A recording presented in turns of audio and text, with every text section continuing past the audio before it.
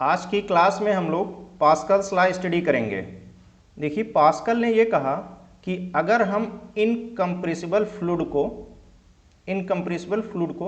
एक बर्तन में रखते हैं, मतलब वो फ्लूइड बर्तन में रखने का मतलब वो कन्फाइंड लिमिट में है, मतलब वो ऐसा नहीं हो कि वो बह जा रहा है, ठीक है, कहीं और चला जा रहा है उसका कुछ लिक्विड, ठीक है।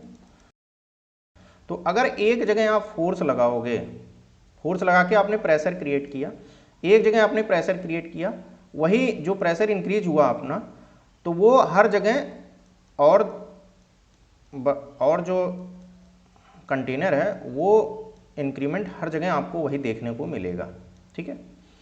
तो इसी का एक यूज है जो हाइड्रोलिक सिस्टम में बड़ी बड़ी गाड़ियों को उठाया जाता है, तो पास्कल के नियम पर ही वो आधारित है। इसको देखा जाए कैसे ये काम करता है।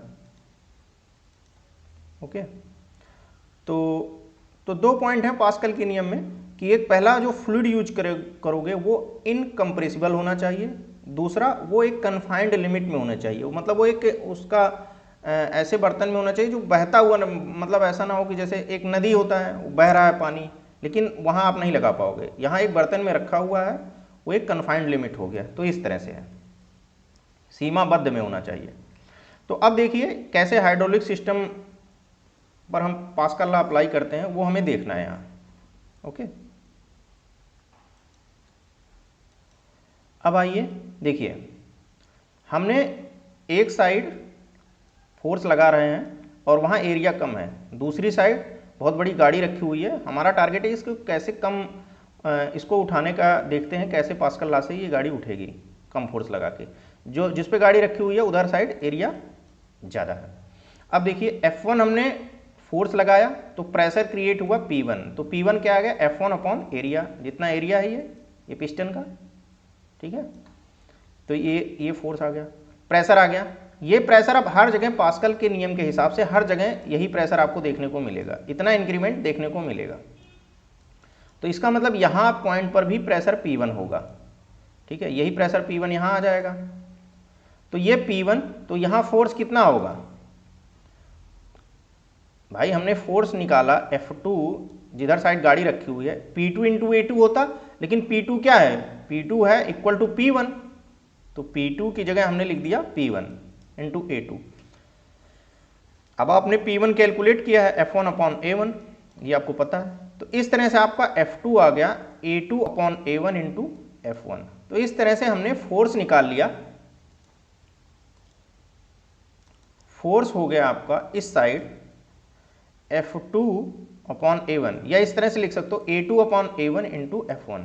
इधर साइड जो फोर्स आया वो हो गया एरिया का रेशियो, ये बड़ा वाला एरिया इधर है और ये छोटा वाला एरिया, तो एरिया का रेशियो इंटू F1।